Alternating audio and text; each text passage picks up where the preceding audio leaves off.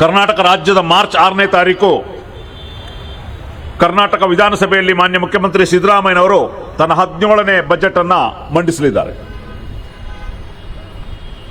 ಈಗ ಬಜೆಟ್ನ ಪ್ರಿಪರೇಷನ್ ನಡೀತಾ ಇದೆ. Social democratic party of India ಅನ್ನುವಂಥ ಒಂದು ಜವಾಬ್ದಾರಿಯುತ ಪ್ರತಿಪಕ್ಷವಾಗಿ ನಮಗೆ ಜನರ ಪರವಾದಂತಹ ಒಂದು ಕಾಳಜಿ ಇದೆ, ಶೋಷಿತರ ಪರವಾದಂತಹ ಕಾಳಜಿ ಇದೆ. ಈ ನಾಡಿನ ಮೂಲೆಗೆ ಸೇಲ್ಪಟ್ಟ ಅಲ್ಪಸಂಖ್ಯಾತರು, ಆದಿವಾಸಿಗಳು, ಬುಡಕಟ್ಟು ಜನಾಂಗದವರು, ದಲಿತ ವರ್ಗದವರು, ಕಾರ್ಮಿಕರು, ಇವರ ಪರವಾಗಿ ನಾವೊಂದು ಕಾಳಜಿಯಿಂದ ಕಳೆದ 2 ತಿಂಗಳಿನಿಂದ ವಿವಿಧ ಮುಖಂಡರುಗಳನ್ನು, ವಿವಿಧ ಸಮಾಜ ವಿಜ್ಞಾನಿಗಳನ್ನು, ಜನಪರ ಹೋರಾಟಗಾರರನ್ನ, ವಿವಿಧ ಬುಡಕಟ್ಟು ಹೋರಾಟಗಾರರನ್ನ ಭೇಟಿಯಾಗಿ ನಿಮಗೆ ಏನು ಬೇಕು, ಬಜೆಟ್ ಮಂಡನೆ ಆಗ್ತಾ ಇದೆ, ನಿಮ್ಮ ಬೇಡಿಕೆಗಳೇನು ಎನ್ನುವ ವಿಚಾರದಲ್ಲಿ ಚರ್ಚೆ ಮಾಡಿ ಅದೆಲ್ಲವನ್ನ ಕ್ರೋಢೀಕರಿಸಿ ಕರ್ನಾಟಕ ರಾಜ್ಯಕ್ಕೆ, ಆಡಳಿತಕ್ಕೆ ನಮ್ಮ ಒಂದು ಜನತೆಯ ಪರವಾಗಿ ಒಂದು ಬಜೆಟ್ ಅನ್ನ ನಾವು ನೀಡ್ತಾ ಇದ್ದೇವೆ. ಬಂಧುಗಳೇ, ನಿಮಗೆ ಗೊತ್ತಿದೆ ಈ ಬಜೆಟ್ ಮಂಡನೆ ಆಗ್ತದೆ, ಆದರೆ ಎಷ್ಟರ ಮಟ್ಟಿಗೆ ಅದು ಜಾರಿಗೆ ಬರ್ತದೆ, ಎಷ್ಟರ ಮಟ್ಟಿಗೆ ಅದು ಖರ್ಚಾಗ್ತದೆ, ಗಂಭೀರವಾಗಿ ಚರ್ಚೆ ಮಾಡಬೇಕಾದಂಥ ವಿಷಯ. ನಮ್ಮ ಹಕ್ಕೊತ್ತಾಯದಲ್ಲಿ ಹಲವಾರು ವಿಚಾರಗಳಿದೆ. ನಾವು ಈಗಾಗಲೇ ಆ ಪುಸ್ತಕವನ್ನು ಬಿಡುಗಡೆ ಮಾಡಿದ್ವಿ. ಶಿಕ್ಷಣ ಅನ್ನುವಂಥದ್ದು ಈ ನಾಡನ್ನ ಬಲಿಷ್ಠಗೊಳಿಸುವಂತಹ, ಈ ನಾಡನ್ನ ಉನ್ನತಿಗೆ ತೆಗೆದುಕೊಂಡು ಹೋಗುವಂತಹ ಒಂದು ಅತ್ಯುತ್ತಮ ನಂಬರ್ 1 ಆಗಿರ್ತದೆ ಶಿಕ್ಷಣ. ಕಳೆದ ಬಾರಿ ಏನು ಕರ್ನಾಟಕ ರಾಜ್ಯದಲ್ಲಿ ಬಜೆಟ್ ಅನ್ನು ಇಟ್ಟಿದ್ರು, ರಾಷ್ಟ್ರೀಯ ಆವರೇಜ್ 15% ಇದ್ರೆ ಕಳೆದ ವರ್ಷ ಇಲ್ಲಿ ಹಂಚಿಕೆ ಮಾಡಿದ್ದು 10ರಿಂದ 11% ಮಾತ್ರ. ಶಿಕ್ಷಣ ಅನ್ನುವಂಥದ್ದು ನಮ್ಮ ಪಿಲ್ಲರ್.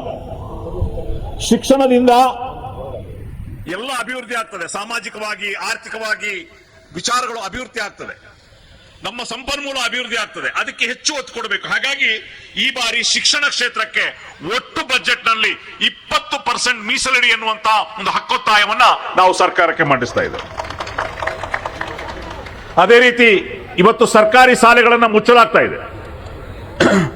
ಪ್ರೈವೇಟ್ ಕಾಲೇಜುಗಳ, ಪ್ರೈವೇಟ್ ಶಾಲೆಗಳ ಲಾಬಿಯಿಂದ ಸರ್ಕಾರಿ ಶಾಲೆಗಳು ಮುಚ್ಚಿ ಹೋಗ್ತಾ ಇದೆ. ಏನು ಕಾರಣ ಏನು ಅಂದ್ರೆ ಯಾವುದೇ ನಿಯಂತ್ರಣವಿಲ್ಲದೆ ಪ್ರೈವೇಟ್ ಸ್ಕೂಲ್ಗಳಿಗೆ ಪರ್ಮಿಷನ್ ಕೊಡ್ತಾ ಇರೋದು, ಯಾವುದೇ ನಿಯಂತ್ರಣ ಇಲ್ಲ. ಅವರು ಬೇಕಾಬಿಟ್ಟಿ ಫೀಸು, ಅದಕ್ಕೊಂದು ಲೆಕ್ಕನೂ ಇಲ್ಲ, ಮಿತಿನೂ ಇಲ್ಲ, ಒಂದು ಕಂಟ್ರೋಲು ಇಲ್ಲ. ಶಿಕ್ಷಣ ಇಲಾಖೆ ಅನ್ನುವಂಥದ್ದು ಅದು ವೇಸ್ಟ್ ಬಾಡಿ ಆಗಿದೆ. ಬಿಒಗಳು, ಡಿಡಿಗಳು, ಸುಪ್ರೀಂ ಕೋರ್ಟ್ನ, ಹೈಕೋರ್ಟ್ನ ಆದೇಶಗಳಿದ್ರು ಕೂಡ ಅದು ಯಾವುದು ಜಾರಿ ಆಗ್ತಾ ಇಲ್ಲ. ಶಾಲೆಗಳ ಫೀಸ್ಗಳು, ಅವರ ಒಟ್ಟು ಶಾಲೆ ಅಡ್ಮಿನಿಸ್ಟ್ರೇಷನ್ ಖರ್ಚು ಅದು ಹಾಕಿ ಅವರಿಗೆ 15% ಪ್ರಾಫಿಟ್ ಹಾಕಿ ಡಿವೈಡೆಡ್ ಬೈ ಎಷ್ಟು ಸ್ಟೂಡೆಂಟ್ ಇದ್ದಾರೆ ಅದನ್ನು ನೋಡಿ ಕೊಡಬೇಕಾಗ್ತದೆ ಅವರು. ಆದರೆ ಅದನ್ನ ಮಾಡ್ತಾ ಇಲ್ಲ ಅವರು. ಬೇಕಾಬಿಟ್ಟಿ ಕ್ಯಾಪಿಟಲ್ ಶುಲ್ಕಗಳು ತಗೊಳ್ತಾ ಇದ್ದಾರೆ. ಹಾಗಾಗಿ ಸರ್ಕಾರಿ ಶಾಲೆ ಉಳಿಯಬೇಕಾದದ್ದು ಬಡವರಿಗೆ, ದಲಿತರಿಗೆ, ಆದಿವಾಸಿಗಳಿಗೆ ಬಹಳ ಮುಖ್ಯ. ಯಾಕಂದ್ರೆ 1 ಲಕ್ಷ, 2 ಲಕ್ಷ, 10 ಲಕ್ಷ ಫೀಸ್ ಕೊಟ್ಟು ಹೋಗ್ಲಿಕ್ಕೆ ಆಗೋದಿಲ್ಲ. ಹಾಗಾಗಿ ಸರ್ಕಾರಿ ಶಾಲೆಗಳ ಆಧುನೀಕರಣಕ್ಕೋಸ್ಕರ 10,000 ಕೋಟಿ ಮೀಸಲಿಡಬೇಕು ಅಂತ ಹೇಳಿ ನಾವು ಹೇಳ್ತಾ ಇದ್ದೇವೆ. ಅದೇ ರೀತಿ ಉರ್ದು ಮಾಧ್ಯಮ ಶಾಲೆಗಳ ಅಭಿವೃದ್ಧಿಗೂ ಕೂಡ ಕೊಡಬೇಕು ಅಂತ, ಸಾಕಷ್ಟು ಮೀಸಲಿಡಬೇಕು ಅಂತ ಹೇಳ್ತಾ ಇದ್ವಿ. ಇನ್ನು ಎರಡನೇದು, ಈ ನಾಡು ಕಂಡುಕೊಳ್ತಾ ಇರುವ ಬಹಳ ದೊಡ್ಡ ಸಮಸ್ಯೆ ಭೂಮಿ ಹಕ್ಕು ಮತ್ತು ವಸತಿ ಸಮಸ್ಯೆ. ಎಷ್ಟೋ ವರ್ಷಗಳಾಯಿತು ಭೂಮಿ ಹಕ್ಕನ್ನು ಕೊಡ್ತಾ ಇಲ್ಲ, ವಸತಿಗಳನ್ನು ಕೊಡ್ತಾ ಇಲ್ಲ. 94C ಮತ್ತು 94CCಯಲ್ಲಿ ಲಕ್ಷಾಂತರ ಜನ ಅರ್ಜಿ ಹಾಕಿ ಕಾಯ್ತಾ ಇದ್ದಾರೆ. ಹಲವು ವರ್ಷಗಳಾಯಿತು. ಆ ಬಿಜೆಪಿ ಸರ್ಕಾರದಲ್ಲೂ ಕೊಡಲಿಲ್ಲ, ಇವರು ಕೂಡ ಕೊಡಲಿಲ್ಲ. ಅದನ್ನ ಆದಷ್ಟು ಬೇಗ ಕೊಡಬೇಕು ಅನ್ನುವಂಥ ಡಿಮಾಂಡ್. ಅದಲ್ಲದೆ ಫಾರಂ ನಂಬರ್ 53, 50, 53, 57 ಜನರು, ರೈತರು, ಬಗರ್ಹುಕುಮ್ನವರು ಅವರು ಅರ್ಜಿ ಹಾಕಿ ಕಾಯ್ತಾ ಇದ್ದಾರೆ. ಆಲ್ಮೋಸ್ಟ್ ಎಲ್ಲ ಅರ್ಜಿಗಳು ಹಾಗೆ ಪೆಂಡಿಂಗ್ ಇದೆ. ಫಾರಂ ನಂಬರ್ 57 ಅಲ್ಲಿ ನಮ್ಮ ವೇದಿಕೆಗೆ ಬಹುಜನ ಸಮಾಜ ಪಕ್ಷ ಕರ್ನಾಟಕ ಇದರ ಮಾರ್ಸಂದ್ರ ಮುನಿಯಪ್ಪನವರು ರಾಜ್ಯಾಧ್ಯಕ್ಷರು ಆಗಮಿಸಿದ್ದಾರೆ. ಸ್ವಾಗತ ಸರ್ ತಮಗೆ. ಜೈ ಭೀಮ್ ಸರ್. ಹಾಗಾಗಿ ಈ ನಾಡು ಕಾಣುವ ಜ್ವಲಂತ ಸಮಸ್ಯೆ ಮತ್ತೆ ಭೂಮಿ ಹಕ್ಕು ಮತ್ತು ವಸತಿ ಸಮಸ್ಯೆ. ಈಗ ಏನಾಗಿದೆ, ವಸತಿ ಟಾರ್ಗೆಟ್ ಇಡ್ತಾ ಇಲ್ಲ. ಯಾವುದಾದ್ರು ಬಸವ ಯೋಜನೆ ಇರ್ಬೋದು, ಬೇರೆ ಬೇರೆ ಯೋಜನೆಗಳಲ್ಲಿ ಒಂದು ಟಾರ್ಗೆಟ್ ಇಟ್ಬಿಟ್ಟು ಅದನ್ನ ಅಚೀವ್ನೇ ಮಾಡ್ತಾ ಇಲ್ಲ. ಹಾಗಾಗಿ ನಾವು ಈ ಬಜೆಟ್ ಮೂಲಕ ಮಾನ್ಯ ಸಿದ್ದರಾಮಯ್ಯನವರಿಗೆ ಅಪೀಲ್ ಮಾಡುವಂಥದ್ದು, ಪ್ರತಿ ವರ್ಷ ಕನಿಷ್ಠ 3 ಲಕ್ಷ ಮನೆಗಳ ನಿರ್ಮಾಣ ಗುರಿ ಇಡಿ, ಕನಿಷ್ಠ ನಾವು ಹೇಳ್ತಾ ಇರೋದು ಇಡಿ. ಅದೇ ರೀತಿ ಏನು ಸಹಾಯ ಫಲಾನುಭವಿಯ ಏನು ಸಹಾಯಧನ ಇದೆ, ಈಗ ಹಿಂದುಳಿದ ವರ್ಗದವರಿಗೆ ಮತ್ತು ಅಲ್ಪಸಂಖ್ಯಾತರಿಗೆ 1.2 ಲಕ್ಷ ಇದೆ, ಅದನ್ನ ಹೆಚ್ಚಳ ಮಾಡಿ 3.5 ಲಕ್ಷಕ್ಕೆ ಹೆಚ್ಚಳ ಮಾಡಿ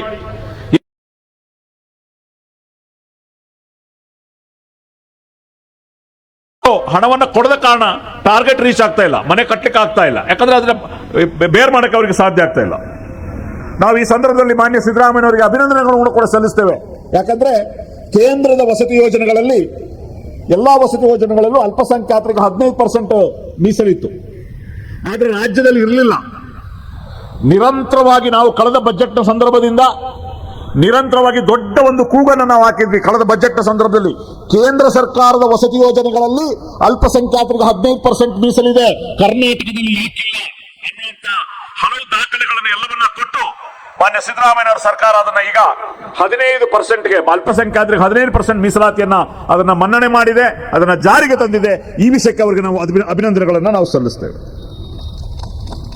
ಅದೇ ರೀತಿ ಕಾರ್ಮಿಕ ಮತ್ತು ಯೋಜನೆಯಲ್ಲಿ ಈಗ ಏನು ಯುವ ನಿಧಿ ಕೊಡ್ತಾ ಇದ್ರೆ ಅದನ್ನ 5,000ಕ್ಕೆ ಹೆಚ್ಚಿ ಅಂತ ಹೇಳ್ತಾ ಇದ್ವಿ. ಅಸಂಘಟಿತ ಕಾರ್ಮಿಕರ ಕಲ್ಯಾಣಕ್ಕಾಗಿ 1,000 ಕೋಟಿ ನಿಧಿಯನ್ನು ಇಡಿ ಅಂತ ಹೇಳ್ತಾ ಇದ್ವಿ. ಕನಿಷ್ಠ ವೇತನವನ್ನು 20% ಹೆಚ್ಚಳ ಮಾಡಿ ಅಂತ ಹೇಳ್ತಾ ಇದ್ವಿ. ಗ್ರಾಮೀಣ ಮತ್ತು ಪಂಚಾಯತ್ ರಾಜ್ಗೆ ಕನಿಷ್ಠ 5% ಅನ್ನು ಮೀಸಲಾತಿ ಅಂತ ಹೇಳ್ತಾ ಇದ್ವಿ. ಕೃಷಿ ಮತ್ತು ರೈತರ ಕಲ್ಯಾಣದಲ್ಲಿ ಕೃಷಿಗೆ 60,000 ಕೋಟಿ ಅನ್ನು ಹಂಚಿಕೆ ಮಾಡಬೇಕು. ಸಣ್ಣ ರೈತರ 2 ಲಕ್ಷದವರೆಗೆ ಸಾಲವನ್ನು ಮನ್ನಾ ಮಾಡಬೇಕು ಅಂತ ಹೇಳಿ ನಾವು ಕೋರಿಕೆಯನ್ನು ಸಲ್ಲಿಸ್ತಾ ಇದ್ದೀವಿ. ಇನ್ನೊಂದು ಬಹಳ ಮುಖ್ಯವಾದ ಕ್ಷೇತ್ರ ಆರೋಗ್ಯ ಕ್ಷೇತ್ರ. ಇತ್ತೀಚಿನ ದಿನಗಳಲ್ಲಿ ನಾವು ನೋಡ್ತಾ ಇದ್ವಿ, ರೋಗಿಗಳ ಬೀಡಾಗ್ಬಿಟ್ಟಿದೆ ಆರೋಗ್ಯ ಕ್ಷೇತ್ರ. ನೀವು ನೋಡಿದ್ರೆ ನಮ್ಮೆಲ್ಲರ ಏನು ಗಳಿಕೆ ಇದೆ, ತಿಂಗಳ ಗಳಿಕೆ ಇರ್ಬೋದು, ವಾರ್ಷಿಕ ಗಳಿಕೆ ಇರ್ಬೋದು, ಅದರಲ್ಲಿ ಅತಿ ಹೆಚ್ಚು ಖರ್ಚಾಗ್ತಾ ಇರುವಂತದ್ದು ಹಾಸ್ಪಿಟಲ್ಗಳಿಗೆ ಮತ್ತು ಶಾಲೆಗಳಿಗೆ. ಸರಿಸುಮಾರು ಒಂದು 50-60% of the income of the individual ಅದು ಖರ್ಚಾಗ್ತಾ ಇರೋದು ಆಸ್ಪತ್ರೆಗಳಿಗೆ ಮತ್ತು ಶಾಲೆಗಳಿಗೆ, ಫೀಸ್ಗಳಿಗೆ. ಹಾಗಾಗಿ ಈ ಖಾಸಗಿ ಆಸ್ಪತ್ರೆಗಳ ಬಿಲ್ಗಳ ನಿಯಂತ್ರಣಕ್ಕೆ ಕಾನೂನು ತರಬೇಕು. ಅದೇ ರೀತಿ ಪ್ರತಿ ಜಿಲ್ಲೆಯಲ್ಲೂ ಕೂಡ ಸರ್ಕಾರಿ ವೈದ್ಯಕೀಯ ಕಾಲೇಜು ಬರಬೇಕು. ವಿಕಲಚೇತನ ಮಕ್ಕಳಿಗೆ ವಿಶೇಷ ಆಸ್ಪತ್ರೆಗಳನ್ನು ಪ್ರಾರಂಭ ಮಾಡಬೇಕು. ಮತ್ತೆ ಇತ್ತೀಚಿನ ದಿನಗಳಲ್ಲಿ ನೋಡ್ತಾ ಇದ್ದೀರಿ, ಹಾರ್ಟ್ ಪೇಷಂಟ್ಗಳು, ಹೃದ್ರೋಗ ಸಾಮಾನ್ಯವಾಗಿಬಿಟ್ಟಿದೆ. 25-35 ವರ್ಷ ಯುವಕರಿಗೆ ಬರ್ತಾ ಇದೆ. ಮೊದಲು ಹೇಗಿತ್ತು ಅಂತ ಹೇಳಿದ್ರೆ, ಯಾರು ದಪ್ಪು ಆಗಿದ್ದಾರೆ, ಯಾರು ಫ್ಯಾಟ್ ಇದ್ದಾರೆ ಅಂತವ್ರಿಗೆ ಮಾತ್ರ ಹೃದ್ರೋಗ ಅಂತಿತ್ತು. ಈಗ ಯಾರಿಗೆ ಅಂತಿಲ್ಲ. ಸ್ಮೋಕ್ ಮಾಡಿದವ್ರಿಗೂ ಬರ್ತಾ ಇದೆ, ಸ್ಮೋಕ್ ಮಾಡದೇ ಇರೋರ್ಗೂ ಬರ್ತಾ ಇದೆ. ಹಾಗಾಗಿ ಈ ಕರ್ನಾಟಕ ರಾಜ್ಯದ ಸರಿಸುಮಾರು 7 ಕೋಟಿ ಜನರಿಗೆ ಹೃದ್ರೋಗ ಚಿಕಿತ್ಸೆಗೆ ಇರುವಂತಹ ಹಾಸ್ಪಿಟಲ್ಗಳು ನೋಡಿದ್ರೆ, ಏನು ಜಯದೇವ ಆಸ್ಪತ್ರೆ ಬೆಂಗಳೂರಿನಲ್ಲಿ, ಮೈಸೂರಿನಲ್ಲಿ ಮತ್ತು ಕಲಬುರಗಿಲಿ. ಉಳಿದವರೆಲ್ಲ ಪ್ರೈವೇಟ್ ಹಾಸ್ಪಿಟಲ್ಗೆ ಹೋಗ್ಬೇಕು. ಒಂದು ಹಾರ್ಟ್ ಆಪರೇಷನ್ಗೆ ಶಂಟಿಂಗ್ ಆದ್ರೆ 2-3-4 ಲಕ್ಷ, ಹಾರ್ಟ್ ಆಪರೇಷನ್ ಆದ್ರೆ 5-10 ಲಕ್ಷದವರೆಗೂ ಹೋಗ್ತದೆ. ಎಲ್ಲಿಂದ ತರಬೇಕು ಬಡವರು? ಹಾಗಾಗಿ ನಮ್ಮ ಬೇಡಿಕೆ ಈ ಬಜೆಟ್ನಲ್ಲಿ ಕರ್ನಾಟಕ ರಾಜ್ಯದ ಪ್ರತಿ ಜಿಲ್ಲೆಯಲ್ಲೂ ಕೂಡ ಜಯದೇವ ಮಾದರಿ ಆಸ್ಪತ್ರೆ, ಹೃದ್ರೋಗ ಆಸ್ಪತ್ರೆಯನ್ನು ತೆರಿಬೇಕು ಅಂತ ಹೇಳಿ ನಮ್ಮ ಬೇಡಿಕೆಯನ್ನು ನಾವು ಇಡ್ತಾ ಇದ್ದೀವಿ. ಅದೇ ರೀತಿ ಹಲವಾರು ವಿಚಾರಗಳಿದೆ. ವಿಶೇಷವಾಗಿ ಅಲ್ಪಸಂಖ್ಯಾತರ ಕಲ್ಯಾಣ. ಕಳೆದ ಬಾರಿ ನಿಮಗೆಲ್ಲರಿಗೂ ಗೊತ್ತಿದೆ, ಈ ಸರ್ಕಾರ ಬರಬೇಕಾದ್ರೆ ದೊಡ್ಡ ಕೊಡುಗೆಯನ್ನ ಅಲ್ಪಸಂಖ್ಯಾತರು, ಹಿಂದುಳಿದ ವರ್ಗವರು, ದಲಿತರು ಕೊಟ್ಟಿದ್ದಾರೆ. ಅಲ್ಪಸಂಖ್ಯಾತರು 92% ವೋಟ್ ಕೊಟ್ಟು ಗೆಲ್ಲಿಸಿದ್ದಾರೆ. ಇವತ್ತು 136 ಸೀಟ್ ಇಟ್ಕೊಂಡು ನಾನು ಮುಖ್ಯಮಂತ್ರಿ, ನೀನು ಮುಖ್ಯಮಂತ್ರಿ ಅನ್ನೋಂತ ಜಗಳ ಆಡ್ತಿದ್ರಿ. ಇದು ಈ ನಾಡಿನ ಜನತೆ ಕೊಟ್ಟ ಅಧಿಕಾರ. ನಿಮಗೆ ನಾಡಿನ ಜನರ ಪರವಾಗಿ ಕೆಲಸ ಮಾಡಿ. ಏನು ಸಂವಿಧಾನದ ಆರ್ಟಿಕಲ್ 25 ಇಂದ 30 350AB ಪ್ರಕಾರ ಧಾರ್ಮಿಕ, ಭಾಷಾ, ಸಂಸ್ಕೃತಿ ಹಕ್ಕುಗಳ ರಕ್ಷಣೆಗಾಗಿ ಸಂವಿಧಾನ ಹೇಳ್ತದೆ. ಹಾಗಾಗಿ ಅಲ್ಪಸಂಖ್ಯಾತರ ಕಲ್ಯಾಣಕ್ಕೆ ಸರಿಸುಮಾರು ಈ ರಾಜ್ಯದಲ್ಲಿ ಸರಿಸುಮಾರು 16-17% ಇರುವ ಅಲ್ಪಸಂಖ್ಯಾತರ ಕಲ್ಯಾಣಕ್ಕೆ ಕನಿಷ್ಠ 15,000 ಕೋಟಿ ರೂಪಾಯಿಯನ್ನ ಮೀಸಲಿಡಿ ಅಂತೇಳಿ ನಾವು ಇಲ್ಲಿ ಮನವಿಯನ್ನ ಮಾಡ್ತಾ ಇದ್ದೇವೆ. ಹಲವಾರು ಅದೇ ರೀತಿ ಇನ್ನೊಂದು ಬಹಳ ಮುಖ್ಯವಾಗಿ ನಾವು ಹೇಳುವಂಥದ್ದು ಏನು SC/ST ಸಮುದಾಯಗಳಿಗೆ SCP TSP ಹಣ, ಈ SCP TSP ಹಣದಲ್ಲಿ ಇವ್ರು ಏನ್ ಮಾಡ್ತಾ ಇದ್ದಾರೆ ಅಂದ್ರೆ ಆ ಹಣವನ್ನು ಅದು ಟೋಟಲಿ ಶೆಡ್ಯೂಲ್ ಕಾಸ್ಟ್ ಶೆಡ್ಯೂಲ್ ಟ್ರೈಬ್ಗಳ ಅಭಿವೃದ್ಧಿಗೆ ಬಳಸಬೇಕು. ಆದ್ರೆ ಅದನ್ನ ಅವ್ರು ಈಗ ಏನ್ ಮಾಡ್ತಾ ಇದ್ದಾರೆ, ಗ್ಯಾರಂಟಿ ಯೋಜನೆಗಳಿಗೆ ಮರುಬಳಕೆ ಮಾಡ್ತಾ ಇದ್ದಾರೆ. ಇದು ಖಂಡಿತ ತಪ್ಪು. ಇದನ್ನ ನಾವು ಖಂಡಿಸ್ತೇವೆ. ಯಾವ ಕಾರಣಕ್ಕೂ SCP TSP ಹಣವನ್ನ ಬೇರೆ ಯಾವುದೇ ಕಲ್ಯಾಣ ಕಾರ್ಯಕ್ರಮಗಳಿಗೆ ಬಳಸಬಾರದು ಅನ್ನುವಂತಹ ವಿಚಾರದಲ್ಲಿ ನಾವು ಈ ಸಂದರ್ಭದಲ್ಲಿ ಸರ್ಕಾರಕ್ಕೆ ಮನವಿ ಮಾಡ್ತಾ ಇದ್ದೇವೆ. हमारे दरमियान हजरत मौलाना शाकिरुल्लाह साहब, जामिया ईदगाह के बिलाल ईदगाह के खतीब साहब, मैं इनको भी स्टेज पर तशरीफ लाने के लिए दावत देता हूं। ಏನಾಗಿದೆ, ಈಗ ಡಿಸೆಂಬರ್ ಅಂತ್ಯಕ್ಕೆ ಒಟ್ಟು ಬಜೆಟ್ ಏನು ಅಲೋಕೇಟ್ ಮಾಡಿದ್ರು ಕಳಿಸರಿ 3,46,600 ಕೋಟಿ ರೂಪಾಯಿಗಳೇನು ಮಾಡಿದ್ರು, ಅದರಲ್ಲಿ ಏನು ಡಿಸೆಂಬರ್ ಅಂತ್ಯಕ್ಕೆ 2,02,742 ಕೋಟಿ ಬಿಡುಗಡೆ ಆಗಿದೆ. ಆದರೆ ವೆಚ್ಚ ಆಗಿರುವಂಥದ್ದು 1,78,742 ಕೋಟಿ ಮಾತ್ರ. ಇನ್ನು ಏನು ಡಿಸೆಂಬರ್ ಅಂತ ಬಿಡುಗಡೆಯಾದ ಹಣದಲ್ಲಿ 24,000 ಕೋಟಿ ಖರ್ಚು ಮಾಡಕ್ಕೆ ಬಾಕಿ ಇದೆ. ಈಗಾಗಲೇ ಏನಾಯ್ತು, ಮಾರ್ಚ್ ಬರ್ತಾ ಇದೆ, ಮಾರ್ಚ್ ಎಂಡಿಂಗ್ ಅಲ್ಲಿ ಇದನ್ನೆಲ್ಲ ಖರ್ಚು ಮಾಡಬೇಕು. ಅಂದ್ರೆ ಒಟ್ಟು ಅನುದಾನದಲ್ಲಿ ಇನ್ನೂ ಕೂಡ ಓನ್ಲಿ 56% ಮಾತ್ರ ಗ್ರೋತ್ ಏನಾಗಿದೆ, ಪ್ರಗತಿ 51.6% ಮಾತ್ರ ಗ್ರೋತ್. ಕಳೆದ ವರ್ಷಕ್ಕಿಂತ 6% ಗ್ರೋತ್ ಈ ಸಾರಿ ಕಡಿಮೆ ಆಗಿದೆ. ಅದೇ ರೀತಿ SCP TSP ಯೋಜನೆಯಲ್ಲಿ ಒಟ್ಟು 29,897 ಕೋಟಿ ಅನುದಾನ ಬಿಡುಗಡೆ ಮಾಡಿದ್ರು ಕೂಡ ಡಿಸೆಂಬರ್ 7ಗೆ ಖರ್ಚು ಮಾಡಿರೋದು ಸರ್ 13,295 ಕೋಟಿ ಮಾತ್ರ SCP ಪರಿಶಿಷ್ಟ ಜಾತಿ ಉಪಯೋಜನೆಯಲ್ಲಿ. ಇನ್ನು ಗ್ರಾಂಟ್ ಆಗಿರೋದ್ರಲ್ಲೇ 12,489 ಕೋಟಿ ಬಾಕಿ ಇದೆ.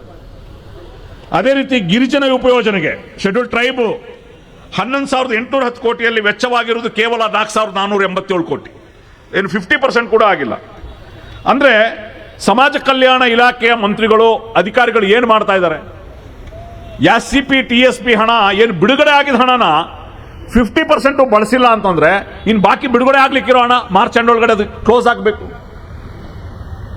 ಇನ್ನು ಆರೋಗ್ಯ ಇಲಾಖೆ ಸ್ಥಿತಿ ಬಹಳ ಖೇದಕರವಾಗಿದೆ. 15ನೇ ಹಣಕಾಸು ಆಯೋಗದ ಅನುದಾನದಲ್ಲಿ 229 ಕೋಟಿ ಆರಂಭ ಶುಲ್ಕ ಇತ್ತು, ಅದರಲ್ಲಿ ಖರ್ಚಾಗಿರೋದು 68 ಕೋಟಿ ಮಾತ್ರ. 186 ಕೋಟಿ ಇನ್ನೂ ಖರ್ಚಾಗದೆ ಬಾಕಿ ಇದೆ. ಆರೋಗ್ಯ ಕ್ಷೇತ್ರಕ್ಕೆ ನಾನು ಈಗಾಗಲೇ ಹೇಳಿದೆ, ಕೇವಲ 4% ಅನ್ನ ರಿಸರ್ವ್ ಇಟ್ಟಿದ್ದಾರೆ, ಅದು ಸಾಲೋದಿಲ್ಲ ಅನ್ನುವಂಥದ್ದು. ಗ್ರಾಮೀಣ ಅಭಿವೃದ್ಧಿಗೆ ಕಾರ್ಯಕ್ರಮದಲ್ಲಿ ಬಿಡುಗಡೆ ಅದೇನು ಮುಖ್ಯಮಂತ್ರಿ ಮೂಲಸೌಕರ್ಯ ಅಭಿವೃದ್ಧಿ ಕಾರ್ಯಕ್ರಮ ಅಂತ ಗ್ರಾಮೀಣ ಅಭಿವೃದ್ಧಿಗೆ ಒಂದು ವಿಶೇಷ ಯೋಜನೆಯನ್ನು ಮಾಡಿದ್ದಾರೆ. ಅದರಲ್ಲಿ ಇನ್ನೂ ಬಿಡುಗಡೆ ಆದದ್ರಲ್ಲಿ 300 ಕೋಟಿ ಇನ್ನೂ ಕೂಡ ಖರ್ಚಾಗಿಲ್ಲ. ಇನ್ನು ಪಂಚಾಯತ್ನಲ್ಲಿ ಚುನಾವಣೆ ನಡೆಸದೇ ಇರೋದ್ರಿಂದ ಜಿಲ್ಲಾ ಪಂಚಾಯತ್ ಇರ್ಬೋದು, ತಾಲೂಕ್ ಪಂಚಾಯತ್ ಇರ್ಬೋದು, ಆಡಳಿತಗಳು ಸ್ಪೀಡ್ ಆಗ್ತಾ ಇಲ್ಲ, ಹಣ ಖರ್ಚಾಗ್ತಾ ಇಲ್ಲ, ಅನುದಾನಗಳು ಯುಟಿಲೈಸ್ ಆಗ್ತಾ ಇಲ್ಲ. ಗ್ರಾಮೀಣಾಭಿವೃದ್ಧಿಗೆ ಮೀಸಲಾದ 19,000 ಕೋಟಿ ಅದು ಪರಿಣಾಮಕಾರಿಯಾಗಿ ಬಳಕೆ ಆಗ್ತಾ ಇಲ್ಲ. ಅದೇ ರೀತಿ ಪೌರಾಡಳಿತದಲ್ಲಿ 456 ಕೋಟಿ ರೂಪಾಯಿ ವೆಚ್ಚಕ್ಕೆ ಬಾಕಿ ಇದೆ. ನೀರಿನ ಸಂಸ್ಕರಣಾ ಯೋಜನೆಗೆ ಮೀಸಲಾದ 163 ಕೋಟಿ ಇನ್ನೂ ಖರ್ಚಾಗಿಲ್ಲ. ಇನ್ನು ಬಹಳ ಮುಖ್ಯವಾದ ಒಂದು ವಿಷಯವನ್ನ ನಾನು ಈ ಮುಂದೆ ವೇದಿಕೆಯಲ್ಲಿರುವ ಗಣ್ಯರಿಗೆ ಮತ್ತು ನಿಮ್ಮ ಮುಂದೆ ಪ್ರಸ್ತಾಪ ಮಾಡ್ತೇನೆ. ಎಲ್ಲ ಕಡೆ ನೀವು ಬೋರ್ಡ್ ನೋಡಿರ್ಬೋದು, ದೊಡ್ಡ ದೊಡ್ಡ ಬೋರ್ಡ್. ಒಂದ್ ಕಡೆ ಸಿದ್ದರಾಮಯ್ಯನವರು, ಒಂದ್ ಕಡೆ DK ಶಿವಕುಮಾರ್. ನುಡಿದಂತೆ ನಡೆದಿದ್ದೇವೆ ಅಂತ ಹೇಳಿ ಇವ್ರು ಹೇಳ್ತಿದ್ದಾರೆ. 1000 ದಿನ ಆಯ್ತು ಈ ಸರ್ಕಾರ ಬಂದು, 1,000 ಬದಲಾಯಿತು. ಇವ್ರು ಏನ್ ಹೇಳಿದ್ದಾರೆ, ನುಡಿದಂತೆ ನಡೆದಿದ್ದೇವೆ ಅಂತ ಹೇಳ್ತಾರೆ. 2023ರ ಕಾಂಗ್ರೆಸ್ನ ಚುನಾವಣಾ ಪ್ರಣಾಳಿಕೆಯಲ್ಲಿ 134 ಭರವಸೆಯನ್ನು ಕೊಟ್ಟಿದ್ರು. ನಮ್ಮ ಮಾಧ್ಯಮ ಮಿತ್ರರು ಸೀರಿಯಸ್ ಆಗಿ ಚರ್ಚೆ ಮಾಡಬೇಕಾದಂತ ವಿಚಾರಗಳಾಗಿರ್ತದೆ ಇದು. ಯಾವುದೋ ಲವ್ ಜಿಹಾದು, ಸಿದ್ದರಾಮಯ್ಯನವರು ನಾಟಿ ಕೋಳಿ ತಿಂದ್ರು, ಅವರೇನೋ ಇನ್ನೇನೋ ಮಾಡಿದ್ರು, ಇನ್ನೇನೋ ಆಯ್ತು. ಯಾವ ಜನರಿಗೂ ಪ್ರಯೋಜನವಿಲ್ಲದ 7 ಕೋಟಿ ಜನರಿಗೆ ದ್ರೋಹ ಮಾಡ್ತಾ ಇದ್ರಿ ನೀವು. ಎಲ್ಲ ಮಾಧ್ಯಮದವ್ರಿಗೆ ನಾನು ಹೇಳೋದಿಲ್ಲ, ನಿಜವಾಗ್ಲೂ ಮಾಧ್ಯಮದವರು ಚರ್ಚೆ ಮಾಡಬೇಕಾಗಿರೋದು ಇದು. 134 ಭರವಸೆಗಳಲ್ಲಿ ಕೇವಲ 6.7% ಮಾತ್ರ ಈಡೇರಿಕೆ ಆಗಿರುವಂತದ್ದು. ಸುಮಾರು 8 ವಲಯಗಳ 134 ಭರವಸೆಗಳನ್ನು ಪರಿಶೀಲಿಸಿದಾಗ 6.7% ಮಾತ್ರ ಈಡೇರಿಕೆ ಆಗಿದೆ. ಅವರ ಭರವಸೆಗಳಲ್ಲಿ 54.5% ಪ್ರಾರಂಭವೇ ಆಗಿಲ್ಲ, ಪ್ರಣಾಳಿಕೆಯಲ್ಲಿ ಪ್ರಾರಂಭನೇ ಆಗಿಲ್ಲ. 37.3 ಪ್ರಗತಿಯಲ್ಲಿದೆ. 5 ಗ್ಯಾರಂಟಿ ಯೋಜನೆಗಳನ್ನು ಹೊರತುಪಡಿಸಿದರೆ 4 ಭರವಸೆಗಳು ಹೆಚ್ಚುವರಿಯಾಗಿ 4 ಭರವಸೆ ಈಡೇರಿಸಲಾಗಿದೆ. ನಗರಾಭಿವೃದ್ಧಿ, ಆರೋಗ್ಯ, ಆಡಳಿತ ವಲಯಗಳಲ್ಲಿ 70% ಭರವಸೆಗಳು ಇನ್ನೂ ಆರಂಭ ಆಗಿಲ್ಲ. ಶಿಕ್ಷಣ ಕ್ಷೇತ್ರದಲ್ಲಿ ಸರ್ಕಾರಿ ಶಾಲೆಗಳಲ್ಲಿ 62,000 ಶಿಕ್ಷಣ ಹುದ್ದೆಗಳು ಖಾಲಿ ಇದೆ. ಹೀಗಾಗಿ ಇಷ್ಟೆಲ್ಲ ಅನ್ಯಾಯಗಳು ಅಥವಾ ಸಮರ್ಪಕವಾಗಿ ಅನುದಾನ ಬಳಕೆ ಆಗದೇ ಇರುವಂಥದ್ದು, ಒಂದು ಗೊತ್ತು ಗುರಿ ಇಲ್ಲದೆ ಇರುವಂಥದ್ದು, ಇದನ್ನೆಲ್ಲ ಸರ್ಕಾರ ಗಂಭೀರವಾಗಿ ಪರಿಗಣಿಸಬೇಕು. ಎಲ್ಲ ಸಂಘ ಸಂಸ್ಥೆಗಳು, ಪೊಲಿಟಿಕಲ್ ಪಾರ್ಟಿಗಳು, ಅದೇ ರೀತಿ ಮೀಡಿಯಾ ಈ ಬಗ್ಗೆ ತುಂಬಾ ಸೀರಿಯಸ್ ಆಗಿ ಚರ್ಚೆ ಮಾಡಬೇಕು ಜನರ ಪರವಾಗಿ ಅಂತ ಹೇಳ್ತಾ, ಮಾನ್ಯರೇ, ಬಜೆಟ್ ಅಂದ್ರೆ ಅದು ಕಾಗದದ ಲೆಕ್ಕ ಅಲ್ಲ, ಅದು ಜನರ ಆಶೆ, ಜನರ ಆಶೋತ್ತರಗಳ ಈಡೇರಿಕೆಯ ಒಂದು ಭಾಗ ಆಗಿರ್ತದೆ. ಅನುದಾನ ಅಂತಂದ್ರೆ ಅದು ಅಂಕಿಗಳಲ್ಲ, ಅದು ಸಮಾಜದ ನ್ಯಾಯ ಆಗಿರ್ತದೆ. 24,000 ಕೋಟಿ ವೆಚ್ಚವಾಗದೆ ಬಾಕಿ ಇರುವಂಥದ್ದು ಅದು ಆಡಳಿತದ ವೈಫಲ್ಯವಾಗಿರ್ತದೆ. SC ST ಯೋಜನೆಗಳು ಕುಂಠಿತಗೊಳ್ಳುವುದು ಸಾಮಾಜಿಕ ನ್ಯಾಯದ ವಿರುದ್ಧ ಮತ್ತು ವೈಫಲ್ಯ ಆಗಿರ್ತದೆ. ಆರೋಗ್ಯ, ಶಿಕ್ಷಣ, ಗ್ರಾಮೀಣ ವೃದ್ಧಿಯ ನಿಧಾನಗತಿ ಏನಿದೆಯಲ್ಲ, ಇದು ಸರ್ಕಾರದ ಆದ್ಯತೆಯ ಪ್ರಶ್ನೆ ಎಲ್ಲಿದೆ? ನಾಟಿ ಕೋಳಿನೋ ಅಥವಾ ಜನರ ಅಭಿವೃದ್ಧಿನೋ ಅಂತೇಳಿ ಪ್ರಶ್ನೆ ಮಾಡಬೇಕಾಗ್ತದೆ. ಹಾಗಾಗಿ ನಾವು ಈ ಜನಾಗ್ರಹ ಸಭೆಯಲ್ಲಿ ಸರ್ಕಾರಕ್ಕೆ ಪ್ರಶ್ನೆ ಮಾಡುವಂಥದ್ದು, ನಮಗಾಗಿ ಮೀಸಲಿಟ್ಟ ಜನರ ತೆರಿಗೆ ಹಣದ ಈ ಅನುದಾನಗಳು, ಅಥವಾ ನೀವು ನಮ್ಮ ಹೆಸರನ್ನು ಹೇಳಿಕೊಂಡು ಸಾಲ ತಂದ ಈ ಹಣ, ಈ ಅನುದಾನಗಳು ಸಂಪೂರ್ಣವಾಗಿ ಯಾವಾಗ ಬಳಕೆ ಆಗ್ತದೆ? SC STಗಳ, ಬುಡಕಟ್ಟು ಜನಾಂಗದವರ, ಅಲೆಮಾರಿಗಳ, ಅಲ್ಪಸಂಖ್ಯಾತರ ಕಣ್ಣೀರನ್ನು ನೀವು ಯಾವಾಗ ಒರೆಸ್ತೀರಿ? ಭರವಸೆಗಳು ಯಾವಾಗ ನಿಜ ಆಗ್ತದೆ? ಜನರ ಹಣ, ತೆರಿಗೆ ಹಣ ಅಭಿವೃದ್ಧಿಗೆ ಯಾವಾಗ ಬಳಕೆ ಆಗ್ತದೆ?